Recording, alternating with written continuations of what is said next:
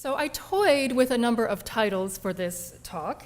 Old School, New Times, and Anthropology After the Internet. I'm trying to convey a sense of temporality in the title, but something that's a little bit less, if that's elegant, I don't know, but less elegant but more accurate would be the next slide. And that is the title. Oh, I guess I'm not in control. How did you do that, Hervé? Okay, more specifically, I would like to speak about old school, new times, and anthropological learning, which I will argue is cultural analysis of people's cultural analysis. So anthropological learning after the novelty of the internet. And I'd like to talk a bit about this idea of the temporal world we live in today, worldwide, after the age of mechanical reproduction, but in an age very much where simultaneity and virtual reality and real reality are often superimposed and non-distinguishable. So I've also included in this slide a quote, one that you haven't seen yet. And this author is arguing in Sociolinguistics Today, 1983, regarding a theory of communication, if you will, a theory of language and communication. The author writes, "What is this something that we do when we awaken a child, transmit information, or even administer a school? In the most basic sense, we do two things. We talk and we move. We talk and move, talk while moving, we communicate." First prize to anyone who can identify the author of this idea of talking and walking, communicating through this action. This is Professor Varenne in some of his early work on language and learning. And I was really grateful for the opportunity to revisit that work in my talk here, and I think we may be ending somewhat at the beginning, at least in this first keynote that I'm giving here, or presentation that I'm giving here.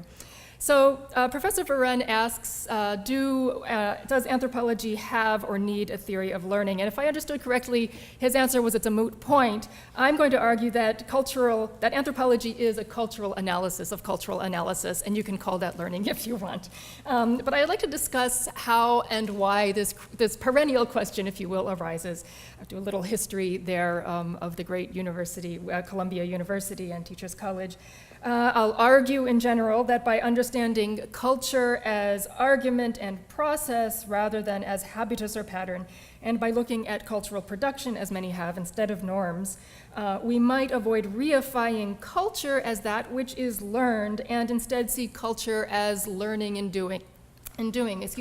Neither the causative force nor even the process, but the dialectic of the two, of course. I believe we will be able to avoid, and we do in anthropology, avoid putting identities onto people, sometimes is the want in a kind of multiculturalist, administrative way of approaching anthropology, but it's something that I think we look at the production of these multiple simultaneous identities in the work that I'll be reviewing. We can theorize learning and innovation. I would go beyond Bourdieu here and say not as arbitrary. In fact, I think really arbitrary, okay, we'll call that a mistranslation of Bourdieu. Really, he's looking at what's contingent, what happens in a context that may be considered novel and new, but has, if you will, a structure or a transformative structure in which it is contingently meaningful, sometimes rejected and sometimes transformed. And then I'll also argue that we can see learning by thinking of learning as this gerund, this noun, verb, object thing.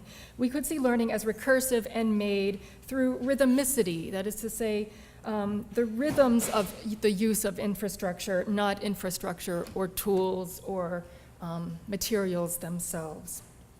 So, and then finally, I'll discuss implications for anthropology of policy, the teaching of anthropology, and anthropological studies of technology, but these are ideas that will go on, I imagine, through the weekend. Just generally speaking, if I had to put in one slide in one cultural form. What my approach to anthropology, I really see anthropology and the work that we do and that I do as learning cultural analysis of cultural analysis, and it's not so much reflexive anymore as contingent and qualified. The first work, Lessons from Kilimanjaro, really provided me, the first book that I wrote, an opportunity to learn really about what was at that time a quintessential other in the late 20th century for my own intellectual biography. That idea of sort of a particular case study field work is something that's really changed quite a bit in the work that I've done, even as the interlocutors, people I worked with, have become colleagues and collaborators, including in some of the work I've done with Kathy Hall most recently on anthropological perspectives on student futures. So really, I think in a nutshell, the way I approach or think of anthropology of education is really anthropology is also education. But that's rather kind of particular, and what I want to do is ask again this question: what are we to do with recent anthropological doubts about the usefulness of the concept culture? And that was the question that Juliet presented in her opening remarks. And really, I want to talk about why this question arises. I'm going to provide a brief history, and by brief I mean the next several slides, not a one-slide shot. But I'd like to look more specifically about the question of culture and normativity as it arises in an interesting figure, Ralph Linton, here at Teachers College and elsewhere. I will move from that 1950s vision into this 1980s, late 20th century vision of Bourdieu and the grandparents, as Hervé Veren put it. I'll look at anthropology's rapprochement with history and engagement with time of a particular kind, basically a questioning of evolutionary time. Finally. And then by the early 21st century, I'll review some work that investigates strategies, not the habits or rules of the game, but the strategies and tactics that anthropologists look at when thinking about learning or thinking about cultural analysis of cultural analysis.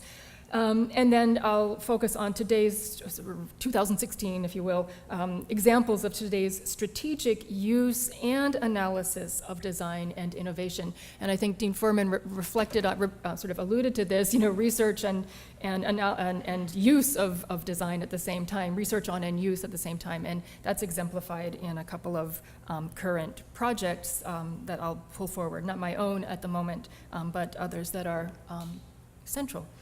So I was grateful for the opportunity to go and think more about this idea of the norm, normativity, cultural norm. In my current teaching, I'm teaching a course on the history of anthropological theory. An interesting figure, Ralph Linton, arises. Linton was a student of Boas. He then moved, well, he didn't finish here. He actually fell out with Franz Boas and finished his degree at Harvard. Then went to Wisconsin anthropology, was the chair of the department there, and eventually came back to Columbia University, where he was the chair of the Department of Anthropology here, starting in 37, 38. But Clinton, how's that for a slip? I almost thought I might say that. Linton took a rather reductive focus on the normal ethnic personality. And this is a derivation of the phrase of an idea, an argument he makes in George Devereux's edited volume, Culture and Mental Disorders in 1965. And Linton, as I say, was a failed student of Ralph Boas. Boas didn't like didn't like Linton's focus on the normal ethnic personality and such, because Franz Boas had spent so much of his own career debunking the idea that race and culture were synonymous. So at any rate, Linton went on to discuss more his idea about culture as evolving new patterns of children, and he describes learning as a matter of adapting and adjusting to the natural environment. But this was really hard to defend for many anthropologists, as Linton was moving into the 1950s. As I said, one of his main arguments was that cultural norm is a maximum frequency or sum of the range of real, actual, enacted behavior. Culture, he wrote, is an organized group of ideas, habits, and conditioned emotional responses shared by members of society. Now, The reason I bring this up is because the idea of new normal, if not well sort of contextualized, might evoke some of this history of culture and normativity. Because in the title of this essay, Normativity, of course, Linton is attempting to understand sort of the process of adaptive learning, and yet sort of reduce that process to a kind of frequency or sum of behaviors and actions. So if and as we move forward with the idea of the new normal anthropology, I think it's important to sort of couch this in terms of the need to clarify the current use in relation to some of the critiques that have been made of older use. Now, it wouldn't be wise to give a talk on the anthropology of learning and anthropology of education at Teachers College Columbia without recognizing Franz Boas and the history of Freudian, now that I'd had that Freudian slip, the connection, the psychological, psychocultural roots of learning that are so prominent through the work of Mead and Benedict, and to some extent also Edward Sapir. But I want to point out that psychocultural anthropology, as others have called it, really comes from a particular reading of psychology that differs from the Freudian psychoanalysis, at least in the line of thinking from Boas to Linton to Sapir. Of course, it takes a different direction when we talk about culture and personality. But I want to point out that the one time that Franz Boas engaged in a meeting on psychology, school hygiene, and pedagogy, as the title of the meeting was, the one time that he engaged in a meeting with Freud was in 1909 at Clark University, when Boas delivered an interesting paper, which is available online, open access. Psychological Problems in Anthropology is the title of Boas' work. And in that, if you can read it at the bottom, this is the photograph of the participants. On the far left, in the first line, is Franz Boas, and 5 or 6 in will be Freud. Also, there are Titchener, William James, and G. Stanley Hall, who organized and called the conference. But in the paper that Boas delivered, Boas writes, "The young child, in whom the habitual behavior of his surroundings has not yet developed, will acquire much by unconscious imitation." And this was 1909. This idea of unconscious imitation or unconscious patternings of behavior was picked up by many of his students, including Edward Sapir, who wrote in 1926 an essay titled The Unconscious Patterning of Behavior in Society, with regard to language. And so language and, if you will, semiosis and semiotics, communication, have been a key part of this discussion about culture and learning for a long time. And some had argued that by the close of the 1950s, 1960s, this school of psychocultural thinking had exhausted itself, and there was a critique, mostly coming through practice theory, and I'll get to that in a moment, an argument that temporality, time, needed to be theorized a little bit more explicitly. But I do want to point out, before I move to that 1980s, 90s, and turn of the late 20th century era, I do want to point out that a lot did happen in the 50s that had to do with adaptation and learning, and in some ways some of these arguments and theories have been pulled into our sort of ways of thinking within cultural studies about education and pedagogy as learning. Julian Stewart, of course, argued that technology is key to adaptation of a culture.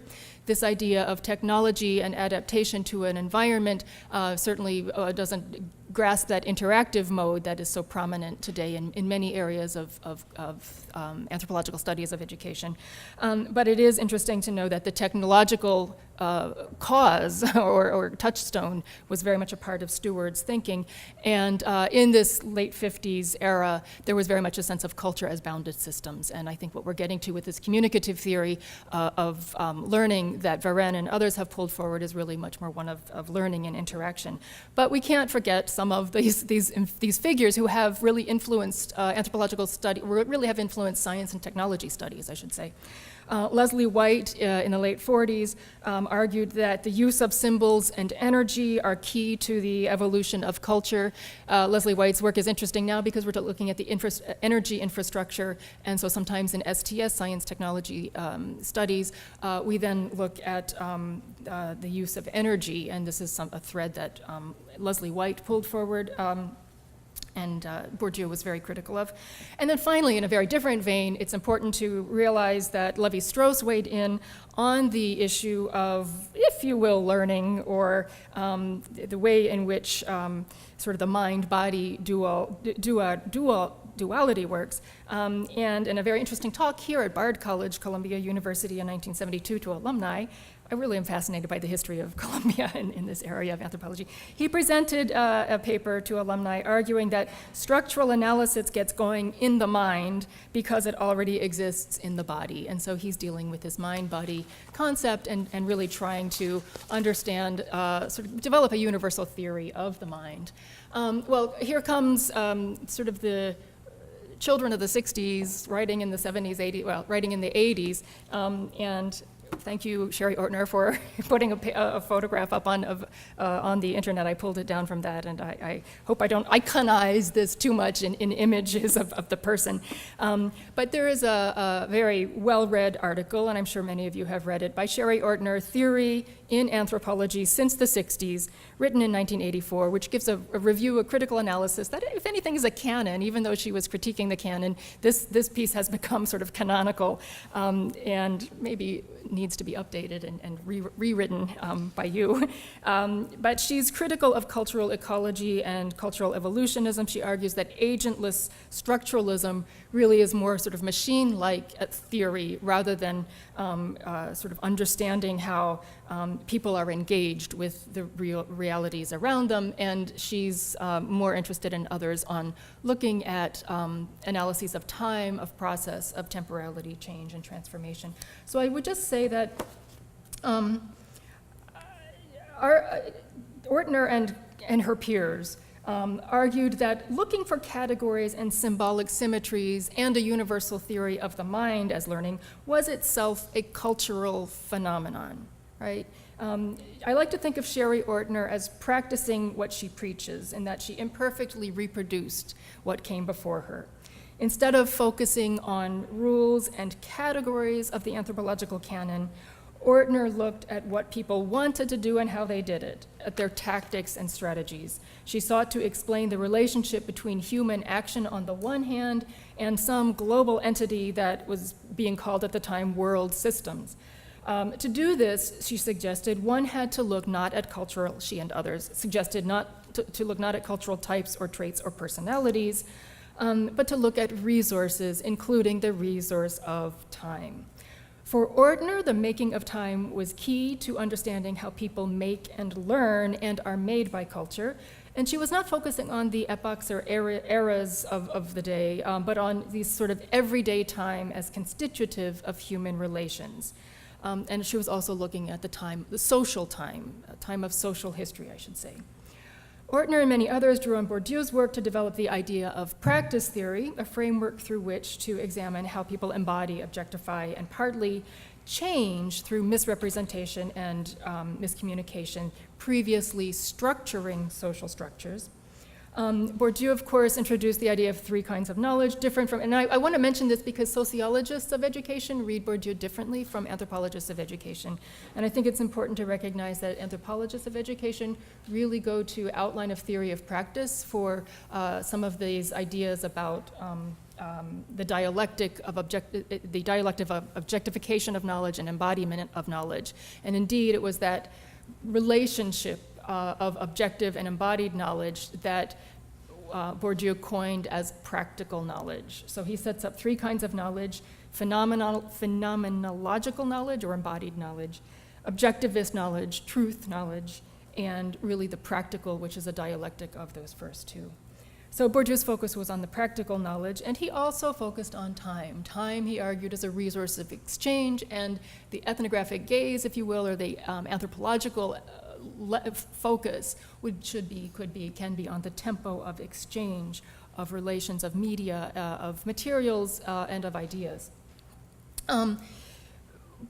Learning, Bourdieu says explicitly, is not adaptation or manipulation of signs or tools. Learning is more of that gerund-like quality of objectification and embodiment.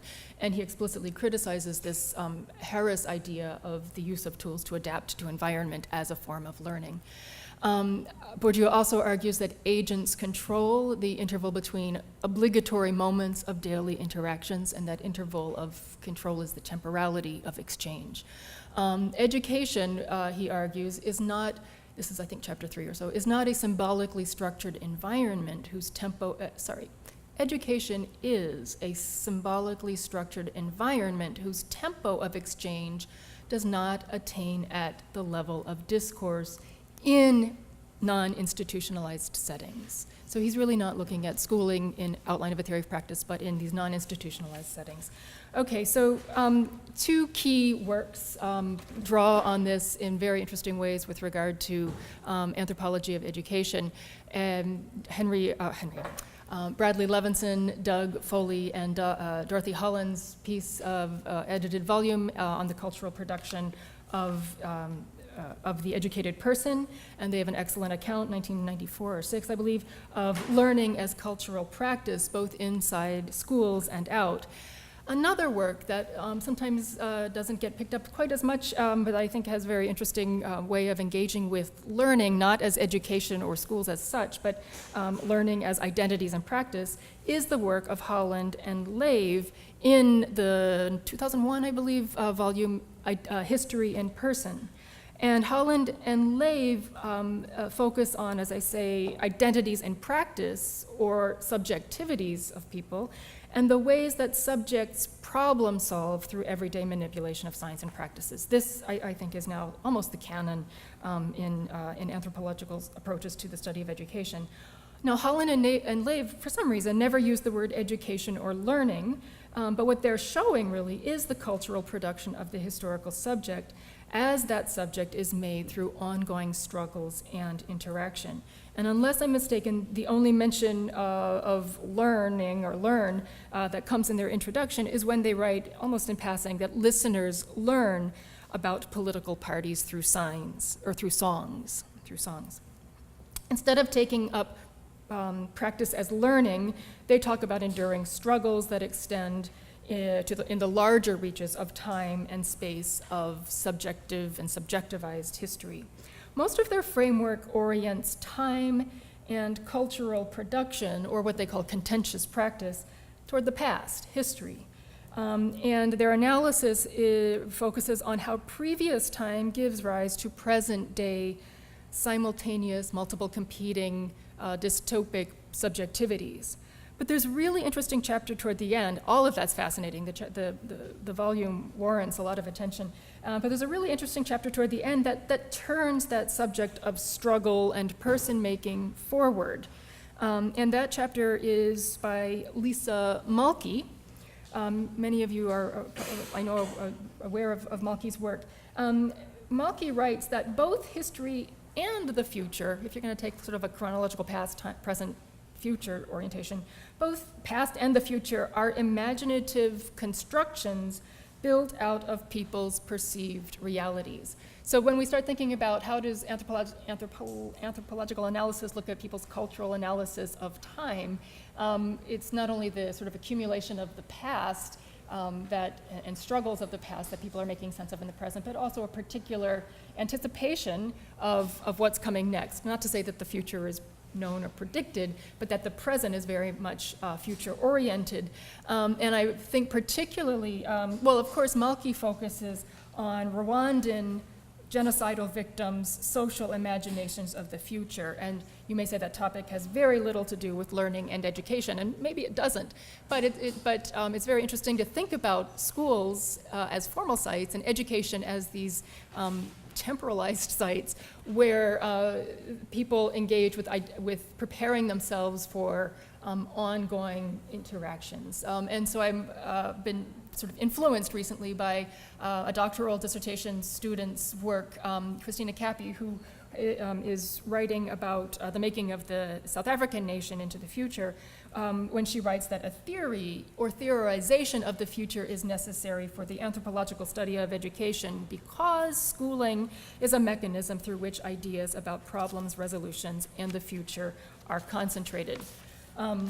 The idea of the future, this whole sort of, let me just summarize for a second here what I've covered so far. First, note the irony. This is not steps towards an ecology of mind. This is not progressive step, improved history.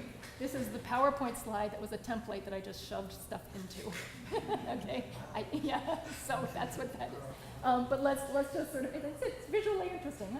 Or let's just notice that cultivation of normality was the Linton 1950s era. It was the ethnic normal practices and the frequency or the sums of behaviors, which he titled the article Culture and Normality. Was it normality or normativity? I gotta get this right. He titled that article Culture and Normativity. We then moved to this idea of problem solving in practice, sort of the struggle with learning engaged meaning. And now, with the focus on time and sort of understanding the resources, not only of materials but time, there's a kind of superimposition of time. Even as we live in many qualities of time, there is a multiple simultaneity of time that really focuses increasingly our everyday actions, I would argue, towards what comes next, or what are the implications of the present for many possible futures. Maybe that's a kind of divination, I don't know. Divination in the old sense, and now we're every day involved in trying to divine what the next, how the present is going to be read in the future. But so note the irony of the structure of that, please, of that slide. I'd like to turn finally, or actually penultimately, to a discussion of strategic action and learning as performance, citation, innovation, very sort of Butlerian, again, this is not new, but I really want to focus on this futurity, or the future orientation of ways that we're thinking about design and innovation, usually through life with and regardless of the internet, or despite the internet, or not being able to escape sort of the social media virtual reality that we live in, trying to sort of problematize this idea of the new normal in a time when time is used as a resource for strategizing and calculating many possible yet unknown futures, but still futures that are part of present imaginaries. So I'm really grateful to Nicholas Limerick for reminding me of the importance of this work, because it's Greg Urban's study of, or text on metaculture, 2001, also warrants rereading, and in a way draws the line to the future before focusing on an anthropology of the future has been, became really timely. So Urban is arguing that sensory experience is etched onto objects and social pathways. So here we have a real materialization, but also a social trajectory of culture. The idea of objectification and embodiment is right there in this work, although Greg Urban, sociolinguist at Penn, is writing that culture rarefies and then ascends from object to reflection and back. This idea of rarefication and re-objectification is itself that dialectic of learning, of phenomenological knowledge and objectivist knowledge continuously moving together. He actually has a theory of learning. Toward the beginning of the book, he lays out that culture is whatever is socially learned, and he goes on to say socially transmitted. It makes its way from point A to point B, and he's seeking to explore not A and B, but that transmission, or that space, that no man's land between point A and B. And that no man's land between point A and B is not an empty time, but a sort of a strategically used time. Again, a very Bourdieuian idea. So what is the culture of A? What is the culture of B? He's not interested in that, but he's rather asking what gets transmitted from A to B. Nothing arbitrary per se. I mean, it's very, again, much contingent. The novelty of something is new, then it's seen as more arbitrary than contingent. But he's very much looking at that transmission time, that interval of temporal time, of chronological time, of clockwise time, to understand how people engage with the meanings of their interactions. So in so many words, Urban is arguing that culture is a once and future thing, and indeed that's I think the subtitle or the title of the early chapter. His goal, and we don't really know what influences us until we reread it, perhaps. His goal is to trace that vector of futurity, that constantly moving forwardness of meaning making. But what's really important is that he recognizes that tracing of futurity is itself that idea that things are moving in a kind of linear time from actually what happened to how things are next going to be understood as happening, if you will. He sees that kind of trajectory, that metacultural aspect, as really a kind of metaculture of modernity. And Urban is careful to distinguish this metacultural of modernity from the cultural processes that metaculture seeks to define, because oftentimes the metaculture of modernity is defining some of these temporal exchanges as not modern or as different culture. And that whole tradition modernity debate certainly has gone by the wayside.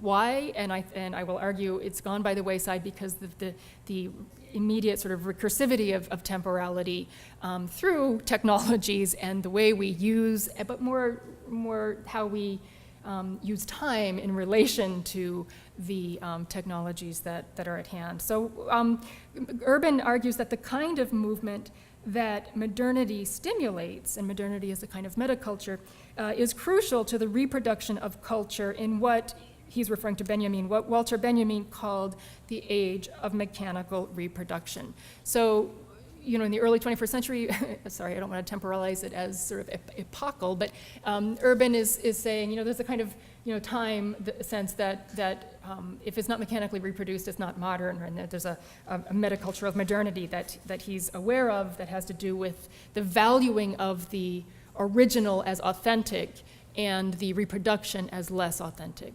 So there's an aura, he says, or Benjamin says, of the original, and any sort of spin-off is less authentic. Certainly that's still true when you look at certain art forms and so on, and maybe even people, like my genetic replica may not be have the aura of authenticity that I have, but nonetheless, there's often ways in which the product that we produce today has the reproduction or the virtual reality is as real and simultaneous in a different chronological time as the original itself. So I would say that, what do we see when we look back 15 years ago to metaculture?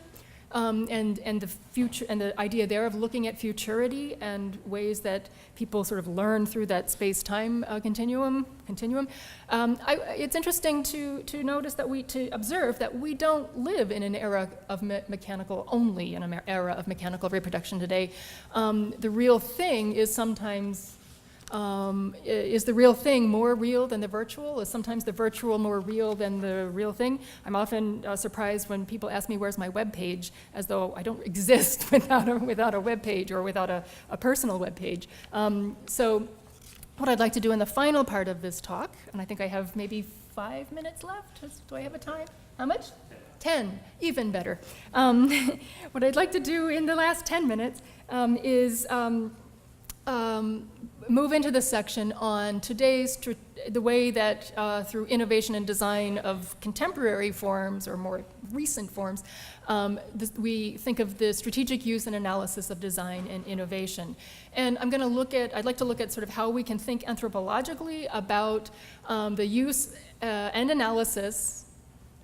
That's what Dean Furman said at the beginning, right? We both do research and we on it and we use it at the same time. So I want to look at how we both use and analyze certain kinds of design forms as we can do this in what I'll call the policy world, and I'll use the policy world of UNESCO Information and Technology ICT office in Paris. I'll use as an example the way they're thinking about the use of design and innovation, and I'll think of the sort of temporality and space-time issues there. I'd like to take an example from the teaching of anthropology, in other words, not using anthropology in education, but the ways that anthropology is taught. And then I'll take an example of anthropological studies of energy infrastructure and technology, and think about how we're analyzing the rhythmicity of the innovation itself. So first, a few thoughts about the policy world and ways in which the policy world is using and thinking about research and design to in a sense, advance the work that it does. So in UNESCO, I used to take students to a day-long session at UNESCO in Paris, and one of the sessions was provided by the program officer involved in information and communication technologies. And although this slide was even old in 2014 when it was provided, the sense of the ICT office is that a lot of the disparate curricula of ministries of education around the world that are represented in, or in some ways signing on to UNESCO's work, those disparate ministries of education and their curricular offices and the institutes of curriculum and development in country might be coordinated through the use of course, mobile technologies, which were more novel at that time than today. But the idea is that one might be actually able to supersede, through the legitimized coordination of UNESCO, supersede some of the nation-state curricula using technologies of social media, both to train teachers, of course, and also to provide content as approved by ministries, but content to people worldwide.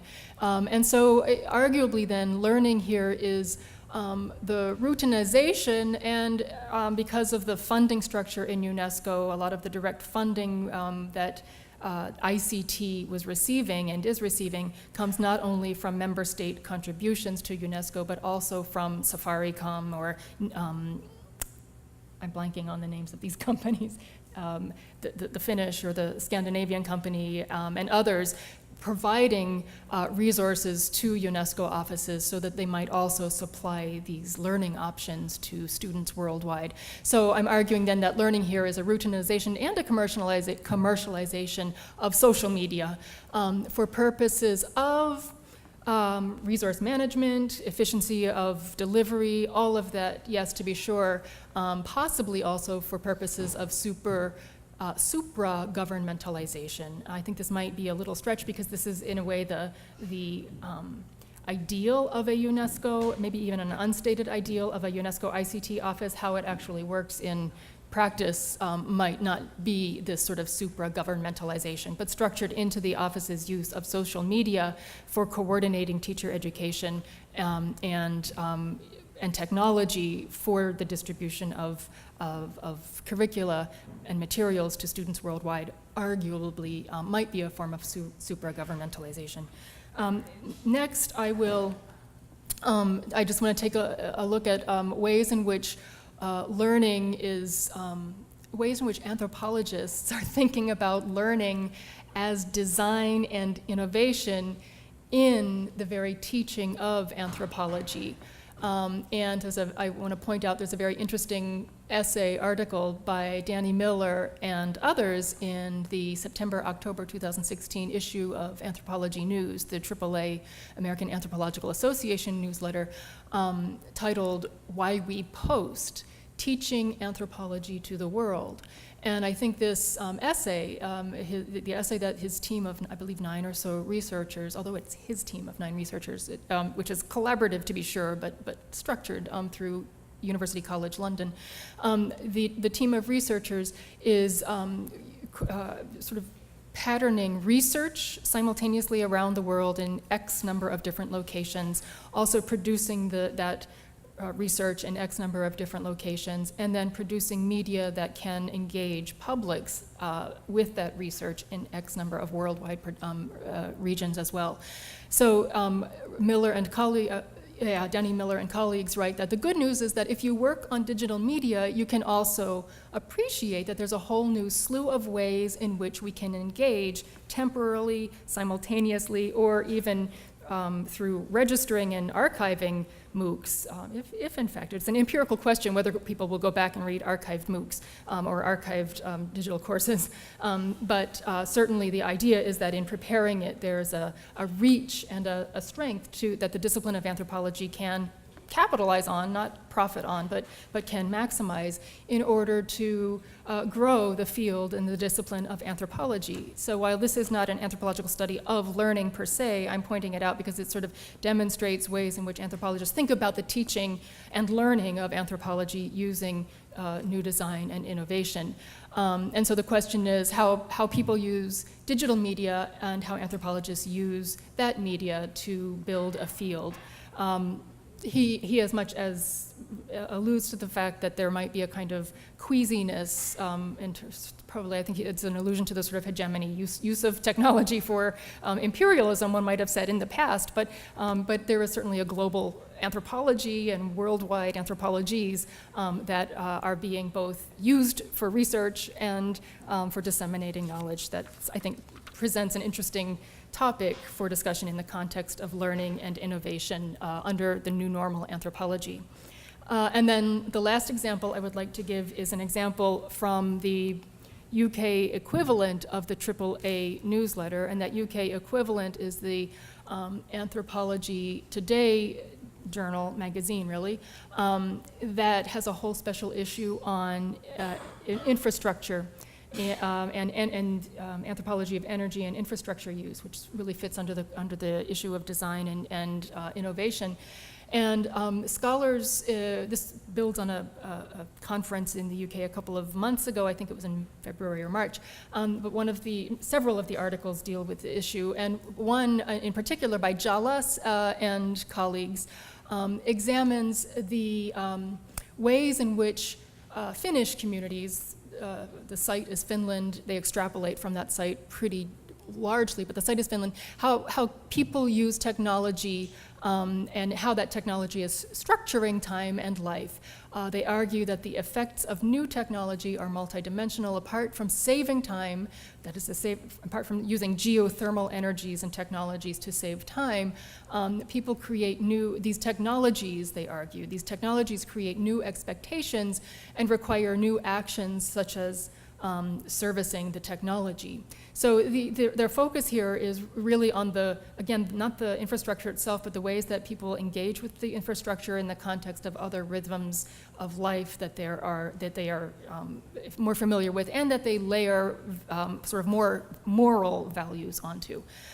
Social practices are made of rhythms, and they argue that energy infrastructures organize time and produce collective rhythms in ways that are compatible with other kinds of rhythmicities of life. My one concern in this sort of anthropological study of infrastructure and thinking of how people learn to integrate new technologies, if you will, into their everyday lives or into our worlds, it's not a problem with the technologies as such, but anthropologically, my one concern is that sometimes objects are seen as the driving force. And you'll recall, thank you, that Bourdieu was questioning Marvin Harris's idea of whether technology is really what is the causative agent. Is that what's driving it?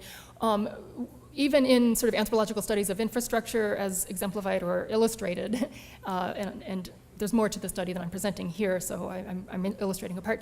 But my one concern is that objects are considered the driving force, and that dialectic of the objectified and embodiment is not so much the focus, or not enough of the focus of anthropological approaches to learning, or anthropological approaches to cultural analysis. So we might have more focus on that rhythmicity. So do anthropologists have a theory of learning? I think yes. I think yes by default. But okay, so let's define our terms. What's a theory of learning? Cultural analysis is learning? I don't know.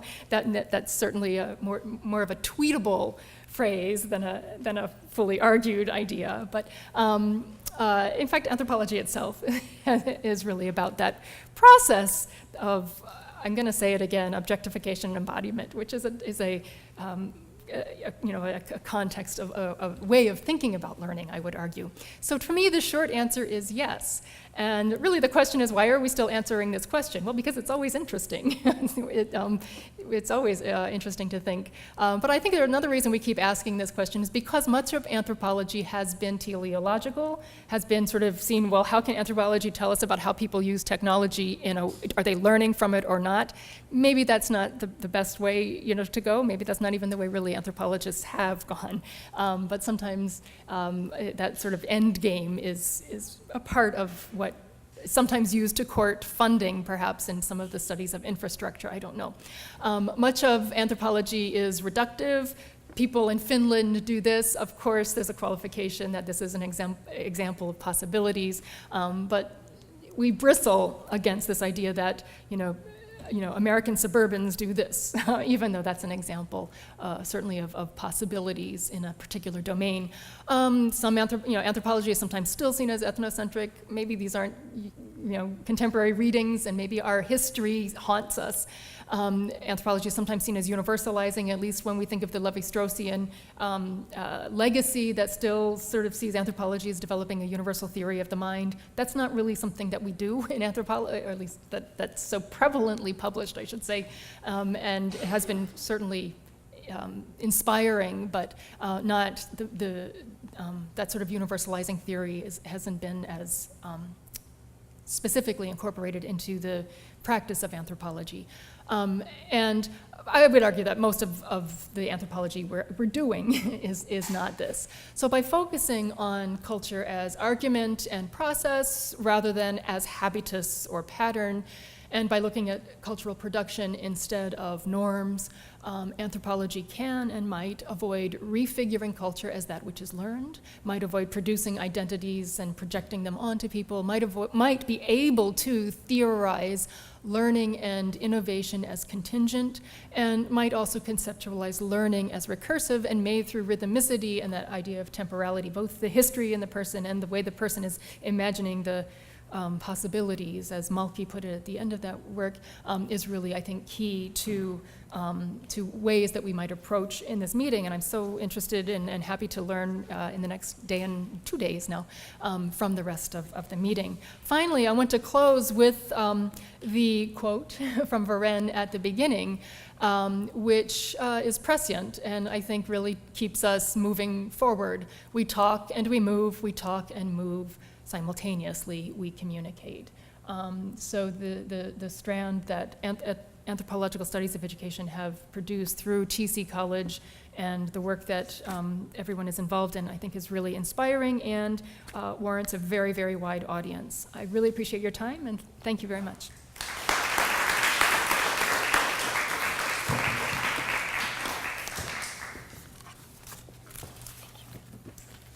All right, we're going to transition to the discussion part of this first session now. So I'd like to invite our panelists up, Drs. Ito, Dr.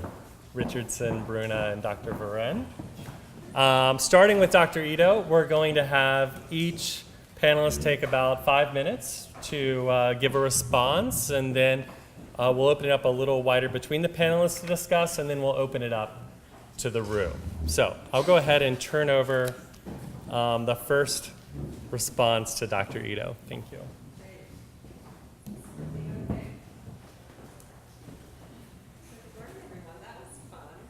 Thank you. That was such a lovely kind of romp and reflection and, critical but loving analysis of cultural analysis, which for me as somebody who, my roots are in, the anthropology of education, but I've kind of become a bad academic and I haven't been immersed in these particular stories for a long time. So I really, really appreciated that thoughtful history, but also kind of bring us up to date, into the kinds of questions and problems that I think are occupying us today. I have a couple reactions. I really did love the provocation, the framing of, looking at culture as, underproduction, not as normative, as contingent, not arbitrary. It very much resonated with a lot of where I've found myself over the years is, still doing ethnography in a way, although I have to say it's much more meta for me these days because I run large projects rather than, being in the field myself. But then, finding myself much more entangled within the contestations over what, not necessarily what we as anthropologists consider as learning, but what other, diverse ranges of folks and different stakeholders consider learning, and the very high stakes debates about that, which I think Hervé referenced in the opening. And I think that was one of the questions I had was, to what extent, so there's this, there's the degree to which we can talk about our unique little subculture of anthropology and education and, the debate over what our theoretical and conceptual traditions over learning and normalization, so on, are incredibly rich and incredibly important. I think the question I would have that would be helpful for me as somebody who is, considers myself as much an educational practitioner and activist as a scholar or an observer these days, is what does our, there's so many subcultures now there's so many subcultures of learning. It's an incredibly, as I think you really beautifully noted, it's an incredibly contested cultural arena. And, what are our stakes in terms of, given this shared, or probably not shared, but partially shared notion of culture as, more of a process and in production and formation, rather than as an arbitrary internalization, what stakes do we have as a community, and what is the agency that we can reasonably expect to exercise on the very high stakes contestations over what counts as learning in policy, in our schools, in other academic fields. I thought the distinction between a sociological and anthropological approach was very interesting and helpful.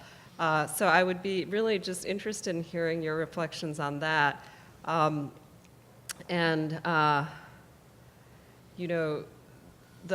It's kind of, I guess, to sort of, as some of my fangirls that I study might say, it's like to out-meta your meta, right? Like, let's go one step above the meta. Yeah. And, what does that really look like when, you're looking at our community's participation in the broader world? I think that was kind of the place where I was left, and this question that, yes, I agree with you that anthropology needs a theory of learning, and part of why anthropology needs a theory of learning is because people have theories of learning, and we need to participate in that in meaningful ways. Thank you. Would you like me to respond to this? Yes. Okay, lovely. Thank you. Well, let me keep an eye on that. Well, I hear your question is asking what is the strategy, or what is the so what of the ways of thinking about learning and so on, and what are the ways in which one might actually instrumentalize or enact, really, live, perhaps better, walk the walk of this. Operationalize, Yeah. institutionalize. I think there's a lot of different metaphors we could use for Yeah. our own practice, but yeah. I have a personal sort of practical strategy. Yeah. One is to advocate the teaching of anthropology, whether it's called anthropology or not, but anthropological concepts and ways of learning in formalized school arenas that faces some political opposition, given that anthropology is seen as being about cultural diversity and ethnicity and things that sometimes raise the hackles of state legislatures. I know that is not dealt with here at TC College, but where I come from it is. Maybe it is, I don't know.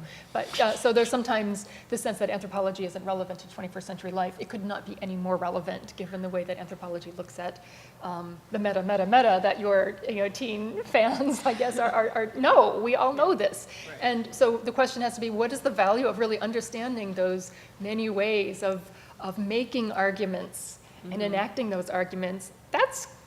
I'm kind of old school about that's critical thinking. Yeah. That's critical thinking. You don't have to call it anthropology. You don't have to link it to an institution, a department, and so on. Doesn't hurt.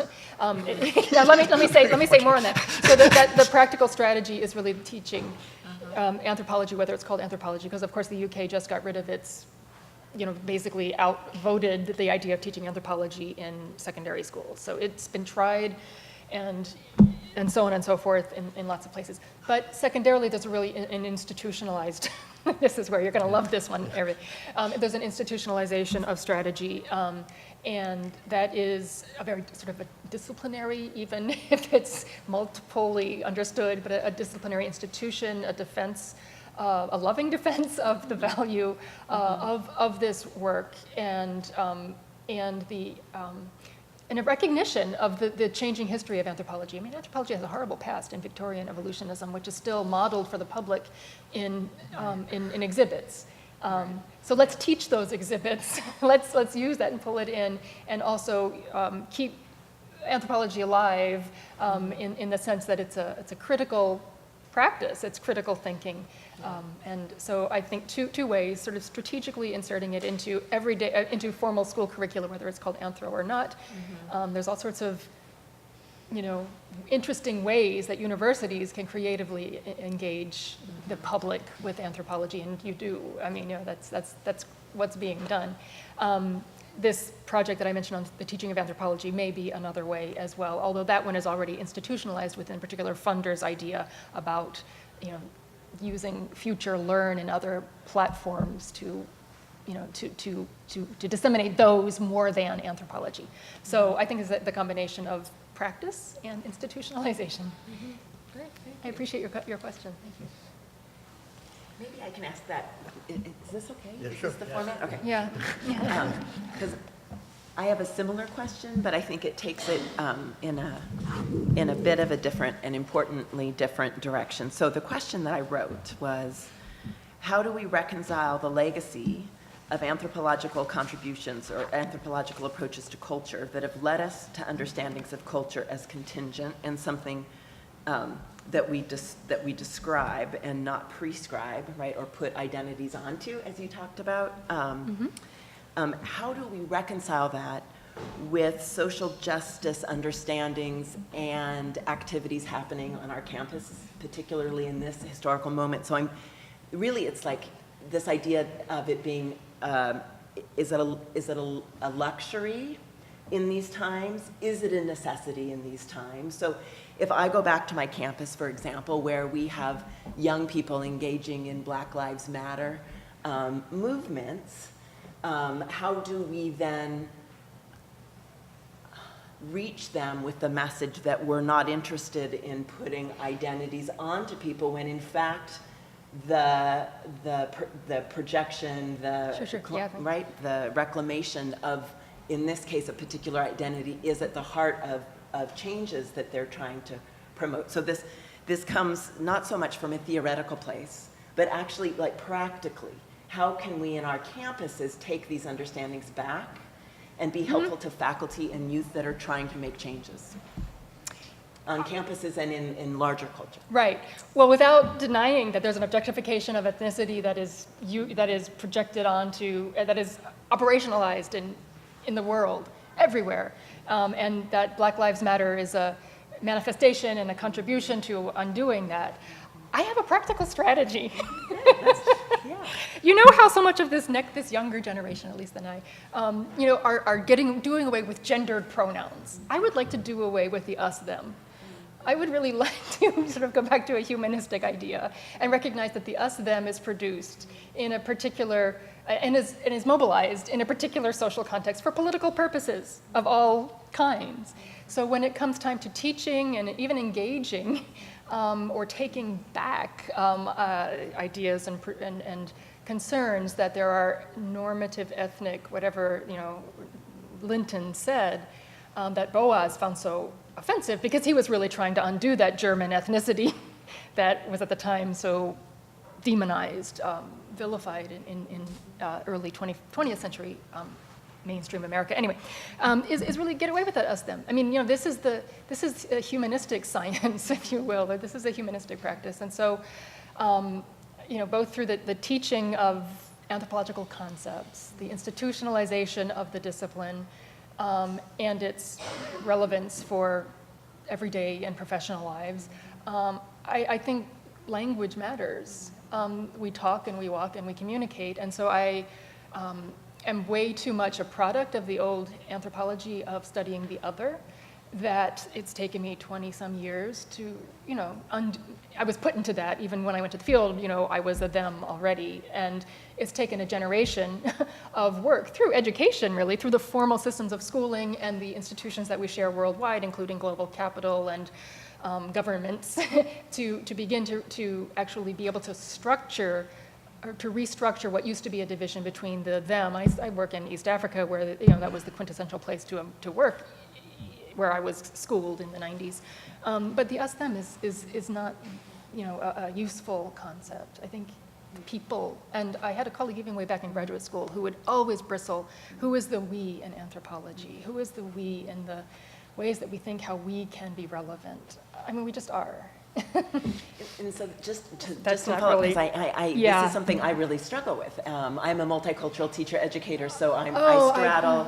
I am sort of trained as an educational anthropologist, but then work with undergraduates in a multicultural teacher ed course, and we have a social justice collective of faculty and students in my School of Education. So this is very much alive for me, and I wonder if folks in the audience even have examples of how in your own spaces you're trying to sort of use the theoretical understandings that we have, and then also be part of conversations around economic and social disparities that very much are racially, right, and classically configured, and know that and talk about it when for other people it's a new language about the way then the identity is something that can be folded in strategically essentialized in a way for the purpose of having a conversation to promote social justice awareness around particular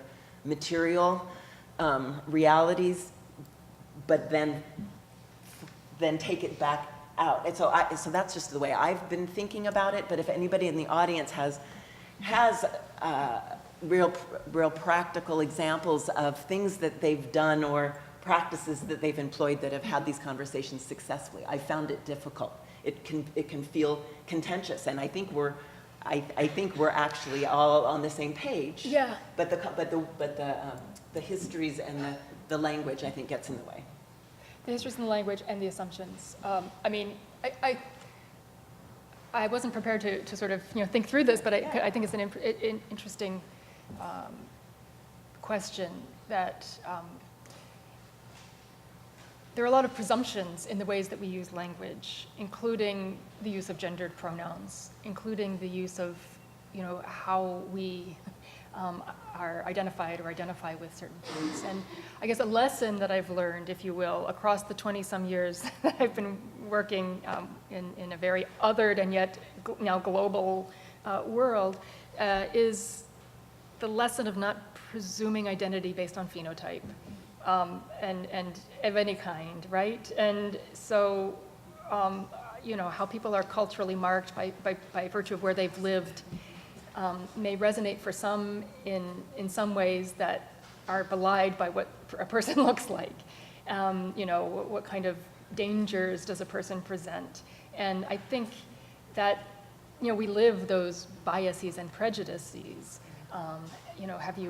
yeah, it's an old exotic other kind of thing that is still in the legacy of popular ideas about identity. And so it's not the reality in some ways that it's not the experience necessarily of the way people engage with the subjects, the contentious subjects that you raise. So I just, it's another lesson that I've learned in the context to, watch the we other, and even a presumption of who are the Black lives that matter and who are, that I think it's a very easy sort of categorization to make on the basis of the we, they, gendered pronouns, and phenotype. And I think it's a more complicated. So thank you. Ask a question about your course. So, because I do think this is a huge challenge, and it's one of the. I mean, if we're going to be true to our theory, then the experiential component is obviously just as powerful as the rhetorical and theoretical framework for what we do. And I actually don't do classroom instruction, so I'm a very bad person. I don't have any experience or advice on the classroom scenario. But what we found is that when young people just have the experience of uniting around a shared purpose or project across these boundaries, that it just kind of works. Now, I think it would be also helpful to have sort of a more formal context for reflective discourse on that experience, which doesn't necessarily accompany the kinds of experiences that the kids I'm working with have, who are, they're messing around with technology, or they're, doing some kind of, they're organizing tournaments. But in communities, what we have been able to do is orchestrate the composition of those communities, so that the young people are encountering people from different backgrounds.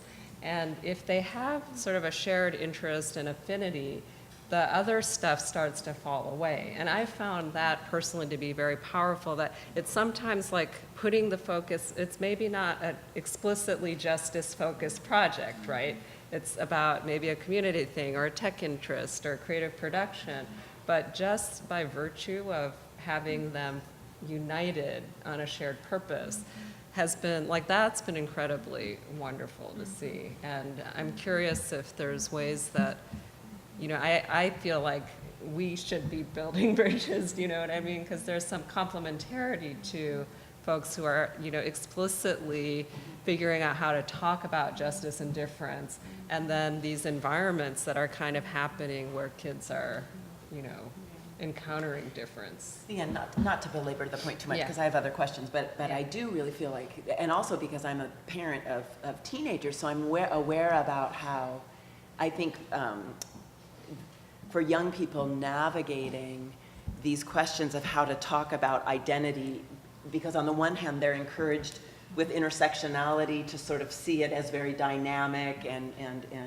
situated, and then yet in lives that they're exposed to, stories about lives that they're exposed to, the reality actually of social and economic disparity, where then identities are sort of frozen and used to talk about particular social issues, that's a disjunction for them between messaging in one space and messaging in another. And I just wondered, I just wanted to raise it. I think it's something we have to do better, I think, is closing that gap, is what I would suggest. So do you want to do another question? Because I've got others too.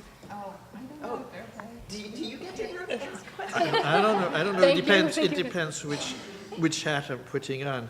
Which actually, since we're talking about hats, in some ways, I was in a very strange position, which is not a bad position to be they at Chicago studying us,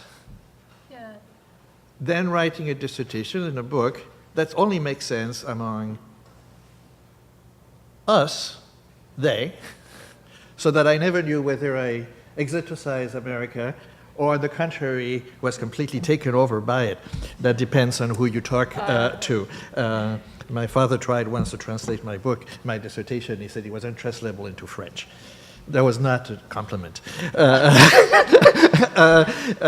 it was so completely outside the confine of what the French might have been interested about the United States, that it was actually an American book written by somebody who had been assigned as a they, and so on. And I still cannot vote, so there's a way in which who participates in which type of political activity at some point, because I'm still a French citizen. And the question about who votes in which elections is a very big thing that, in terms of cultural production, is very much alive in almost every democracy of the French European styles. As to which point who votes is a really big thing. Now, the one question, one of your last slide, you had something about learning as contingent, not arbitrary. I didn't write down the whole quote because I may think, and the question, I like the word arbitrary. I know. And absolutely like, I mean, if there is one part of Bourdieu that I like, for multiple reasons, is that opening sentence in Reproduction. The arbitrary imposition of an arbitrary culture. And I like that because first he says it's objectively such. So there was, you can teach it all sorts of ways because there is an index to Marxism, objective, that's the object, symbolic violence is objectively. The arbitrary imposition is, in French it is l'imposition arbitraire d'un arbitraire culturel. So I don't know about how, see, arbitrary is like LOL. What exactly, when it's transported into English, what does it translate back into? So I liked it because it does two things that I think is we cannot completely forget. One has to do, since you brought in pronouns. I mean, as you know in French, this is feminine, this is masculine. In English, wonderfully for you, it's all it. So maybe you can get rid of the personal pronouns and just put everybody with it, and you have no more problem because of some very, very arbitrary linguistic pattern. And that's essentially when Bourdieu writes about l'arbitraire culturel, is quoting Saussure, I mean, and Lévi-Strauss and so on, and that has simply to do with the fact that why would a shirt be a she and a sweater be a he? I mean, no reason, except, and this is what, like l'imposition arbitraire. That's the political notion of arbitrary.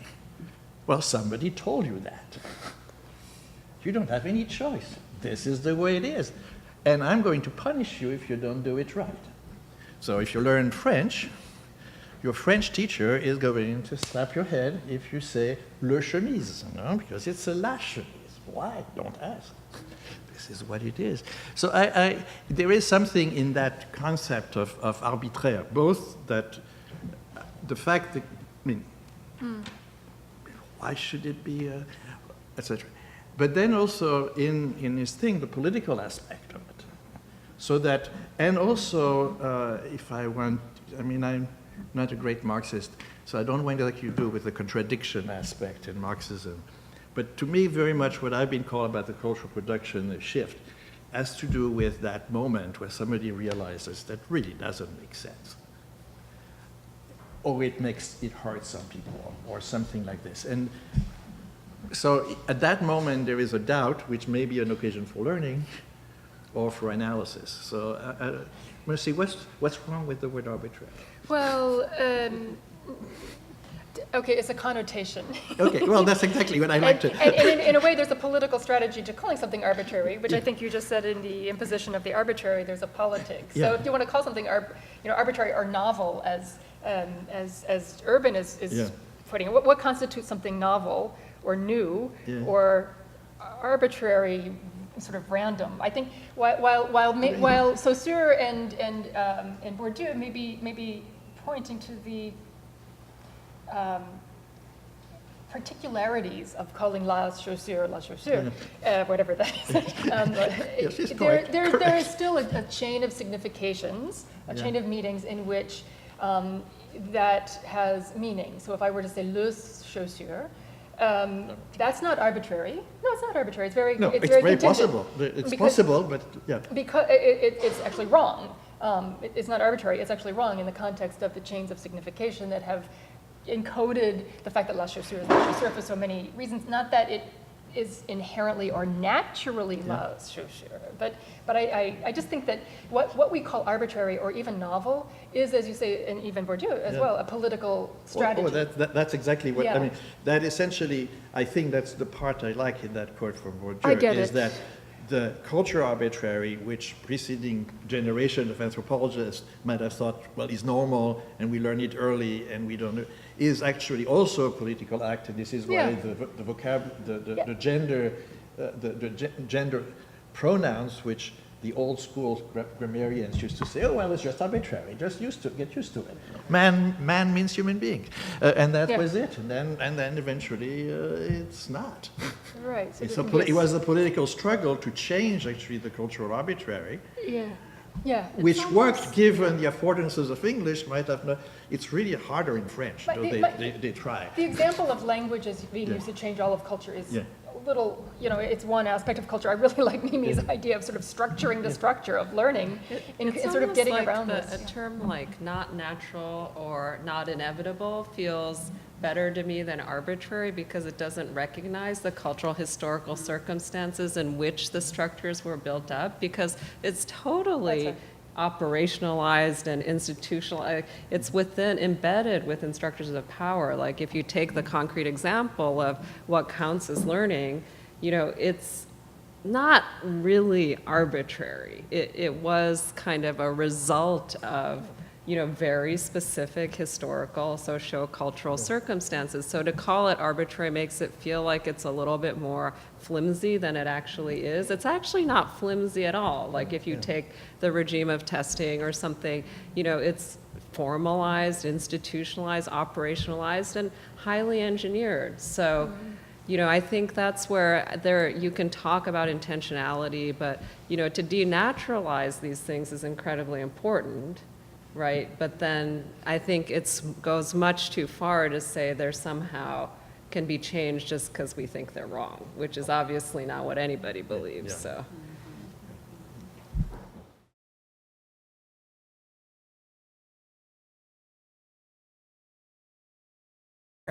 I will move from that 1950s vision into this 1980s, late 20th century vision of Bourdieu and the grandparents, as Hervé Veren put it. I'll look at anthropology's rapprochement with history and engagement with time of a particular kind, basically a questioning of evolutionary time.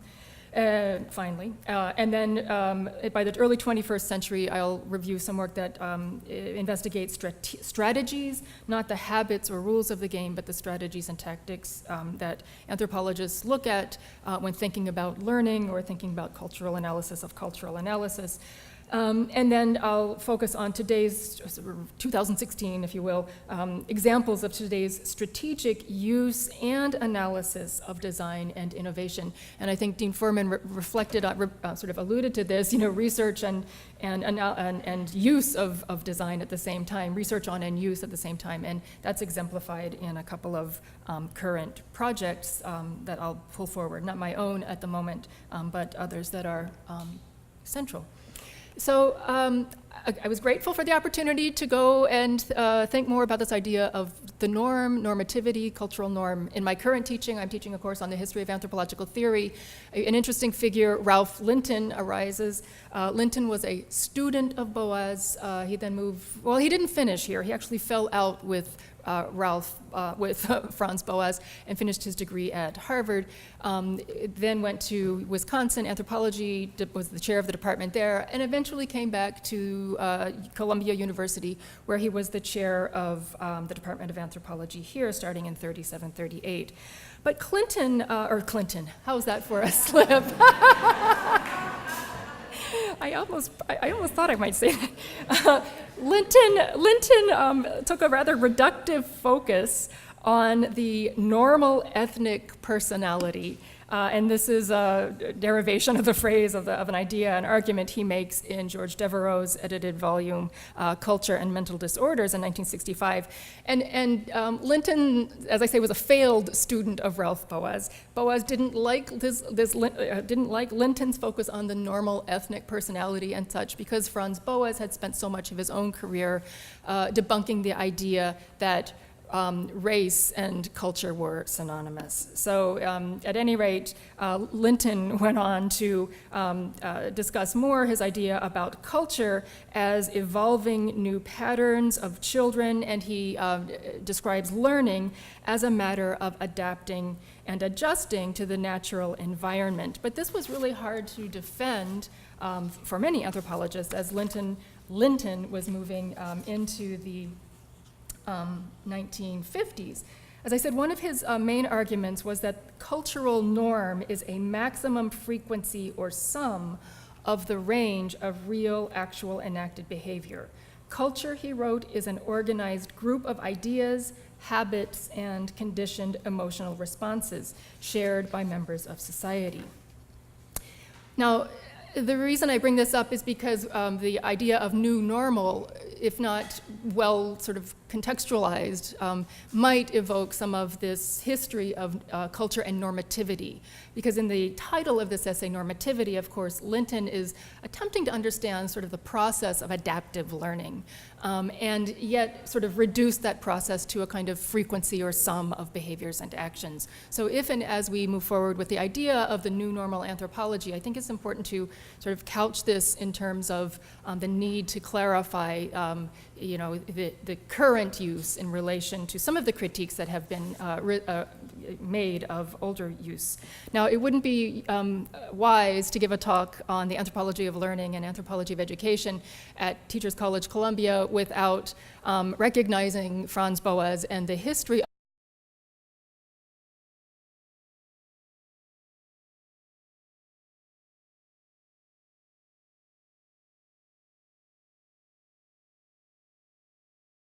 So I toyed with a number of titles for this talk.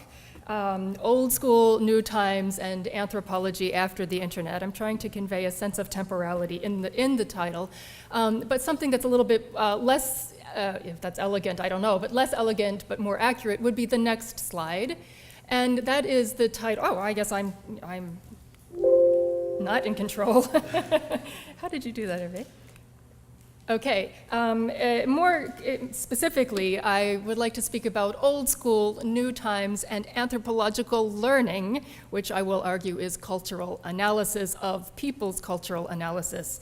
So anthropological learning after the novelty of the internet. And I'd like to talk a bit about this idea of the temporal world we live in today, worldwide, after the age of mechanical reproduction, but in an age very much where simultaneity and virtual reality and real reality are often superimposed and non-distinguishable. So I've also included in this slide a quote, one that you haven't seen yet.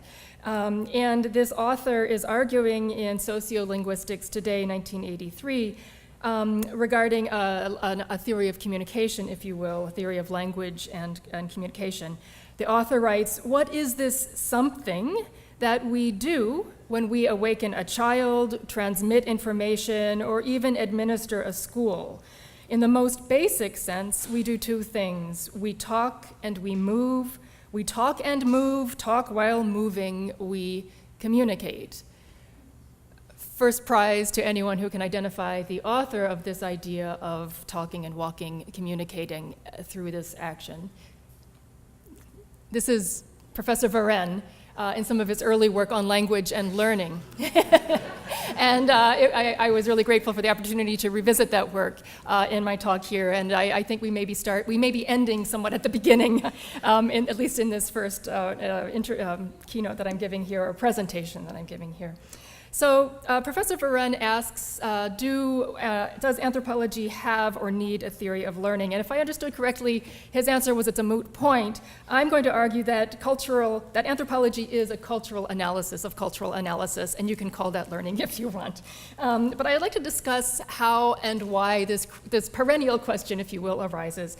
I'll do a little history there of the great university, Columbia University and Teachers College. I'll argue in general that by understanding culture as argument and process rather than as habitus or pattern, and by looking at cultural production, as many have, instead of norms, we might avoid reifying culture as that which is learned and instead see culture as learning and doing in doing, neither the causative force nor even the process, but the dialectic of the two, of course. Believe we will be able to avoid, and we do in anthropology, avoid putting identities onto people. Sometimes is the want in a kind of multiculturalist, administrative way of approaching anthropology, but it's something that I think we look at the production of these multiple simultaneous identities in the work that I'll be reviewing. We can theorize learning and innovation. I would go beyond Bourdieu here and say not as arbitrary. In fact, I think really arbitrary, okay, we'll call that a mistranslation of Bourdieu. Really, he's looking at what's contingent, what happens in a context that may be considered novel and new, but has, if you will, a structure or a transformative structure in which it is contingently meaningful, sometimes rejected and sometimes transformed. And then I'll also argue that we can see learning by thinking of learning as this gerund, this noun, verb, object thing. We could see learning as recursive and made through rhythmicity, that is to say, the rhythms of the use of infrastructure, not infrastructure or tools or materials themselves. So, and then finally, I'll discuss implications for anthropology of policy, the teaching of anthropology, and anthropological studies of technology, but these are ideas that will go on, I imagine, through the weekend. Just generally speaking, if I had to put in one slide, in one cultural form, my approach to anthropology, I really see anthropology and the work that we do and that I do as learning cultural analysis of cultural analysis, and it's not so much reflexive anymore as contingent and qualified. The first work, Lessons from Kilimanjaro, really provided me, the first book that I wrote, an opportunity to learn really about what was at that time a quintessential other in the late 20th century for my own intellectual biography.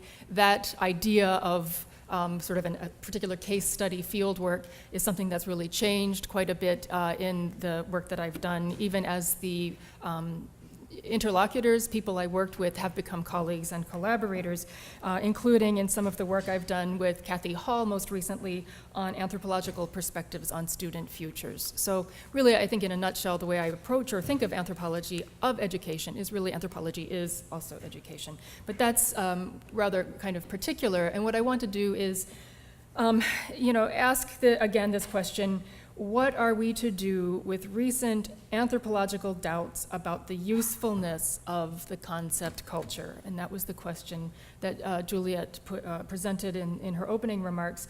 And really, I want to talk about why this question arises. I'm going to provide a brief history, and by brief I mean the next several slides, not a one-slide shot. But I'd like to look more specifically about the question of culture and normativity as it arises in an interesting figure, Ralph Linton, here at Teachers College and elsewhere.